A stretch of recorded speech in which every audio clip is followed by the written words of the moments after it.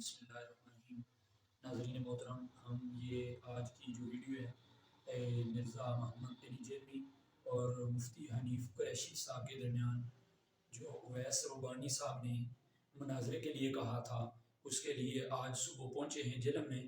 تو جب اکیڈمی کے باہر پہنچے ہیں تو وہاں پر مرزا علی جیلمی اور جو اس کے سیکیورٹی گارڈ اور جو دوسرے احباب پولیس والے اور دیگر انتظامیہ والے موجود تھے وہاں پہ، انہوں نے مفتی صاحب اور اویس ربانی صاحب کو اندر ہی نہیں جانے دیا۔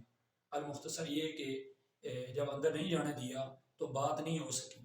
جب بات نہیں ہو سکی تو ظاہری بات ہے مفتی محمد حنیف قریشی صاحب نے یہ مناظرہ جیت لیا ہے، اور جو مرزا محمد علی جیلمی ہے وہ ہار چکا ہے یہ مناظرہ۔ ویسے بھی وہ اس مناظرے سے مکمل طور پر جو ہے نا رائے فرار اختیار کر رہا تھا، تو اب وہ یہ مناظرہ ہار چکا ہے۔ تو میری تمام دوستوں سے یہ گزارش ہے کہ ایسے لوگوں کو کم سنیں جو دین کا اس طرح پرچار کر رہے ہیں کہ ایک کمرے میں بیٹھ کر نہ قرآن پاک کی سمجھ نہ حدیث کی سمجھ، تو وہ ایسے بیٹھ کے ایک کمرے میں بند کمرے میں بیٹھ کر دین کی پرچار کر رہے ہیں۔ ایسے لوگوں سے دین نہ سیکھیں، بلکہ ایسے لوگوں سے دین سیکھیں جو حقیقی معنوں میں دین کی تعلیم دیتے ہیں اور دین کا پرچار کرتے ہیں، دین کی تبلیغ کرتے ہیں اور لوگوں کو سمجھاتے ہیں۔